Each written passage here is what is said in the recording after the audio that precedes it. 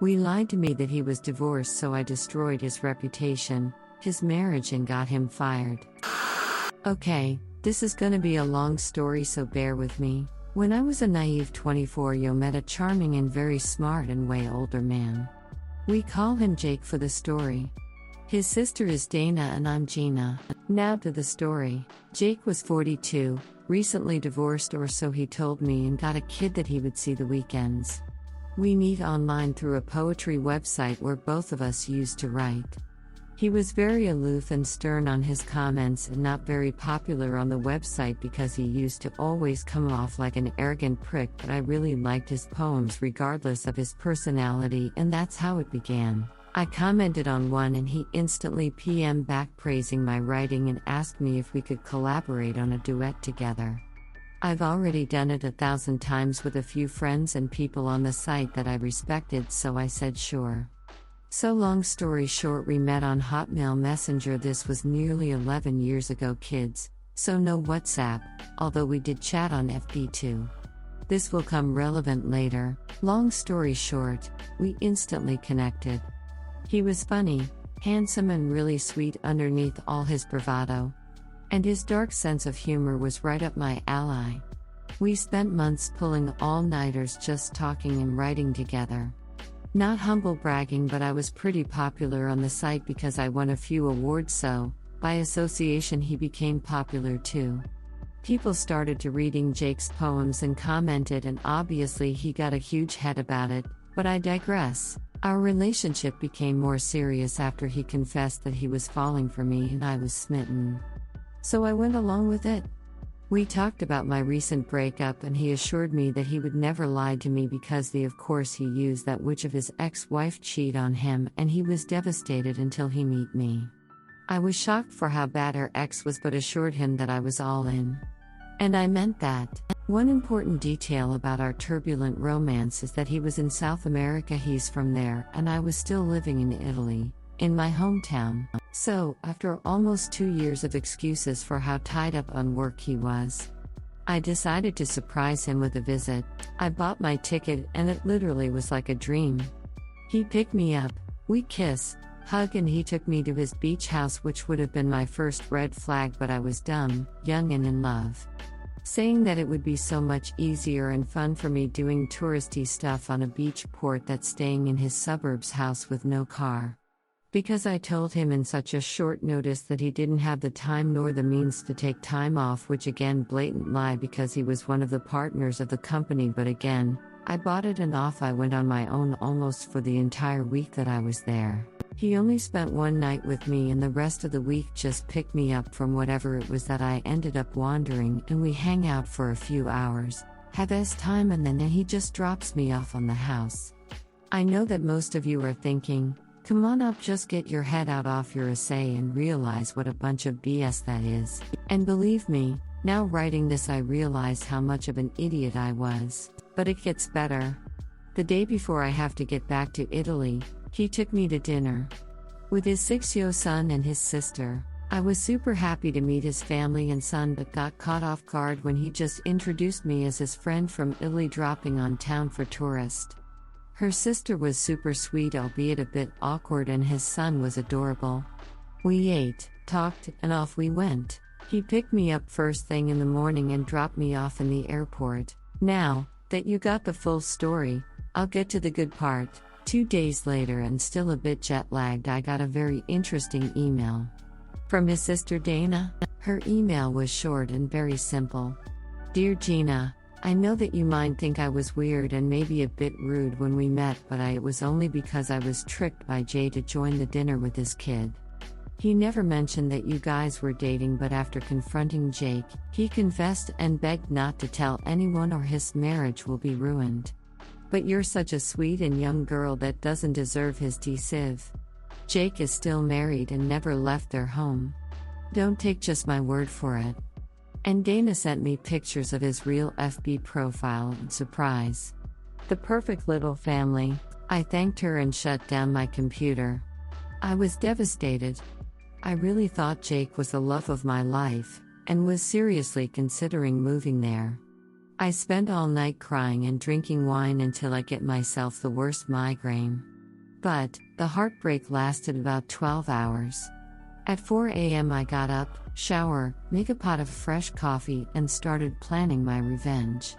I was hurt, yes, but also so angry that he not only deceived me, but dragged his sister and his innocent child in his lie.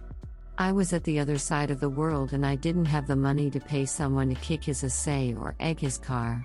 But as my Sicilian father would said to me, if someone slaps you, don't turn the other cheek, cut off their ducking hand. And so I did.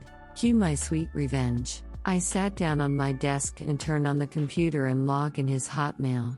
I didn't have the password, but I knew him well enough to answer his 3 security questions on the section forgot password, 1, 2, 3 bum baby.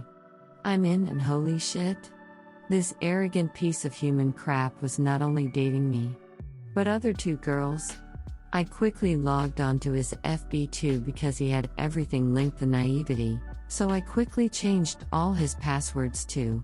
I'm a prick and discovered that his personal email was also connected to his work account. I dug through his emails for 2 hours. This idiot never erased anything, so he had more than 5,000 emails.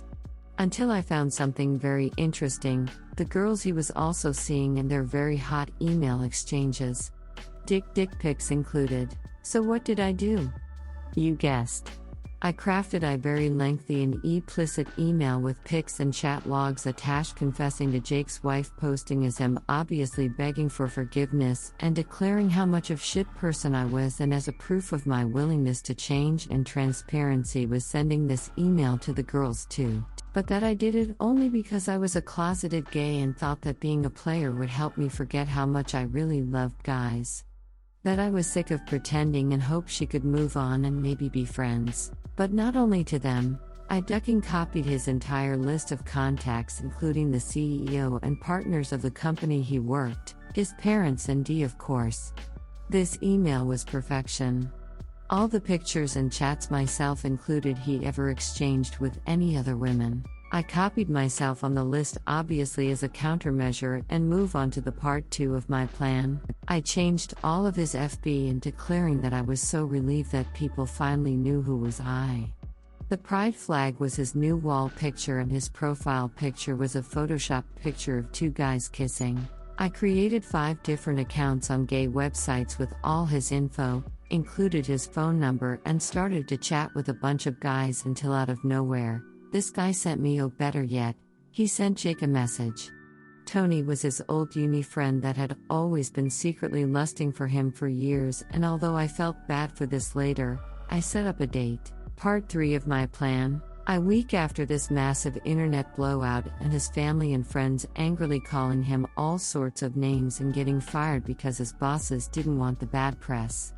So Jake, trying to make amends with his family and friends, make a barbecue for his B-day. But I would have paid 1 year worth of salary just to see his face and his guests when in the middle of their celebration, Tony appeared with a bottle of champagne and a bag full of lube and time toys to celebrate privately as I asked. Apparently there was a huge fight and everyone left Jake, flustered and angry, crying because some psycho wanted to ruin his life. I blocked him and forgot about everything until 6 months ago when he out of the blue sent me a message on Instagram asking me why I disappear and didn't support him when he was on his lowest. And oh boy, the satisfaction I felt when I only replied back, sorry Jake, but I think everything you got was karma for all the lies and time wasted you feed me.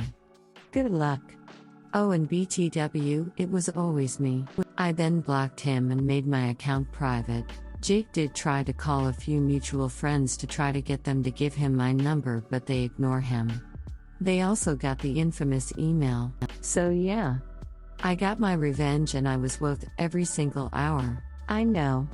I'm effing petty. Edit 1, and for those who think making him appear gay was wrong of me, let me tell you that it was only because of his very machismo attitude and homophobic personality. And because sadly for most Latin males there's nothing worse than gay people, I am 100% with the LGBTQ+ community and love and support them dearly. Edit 2, Wow, okay, let me clarify a few points so all the people on the back can put down the pitchforks. I never outed Tony.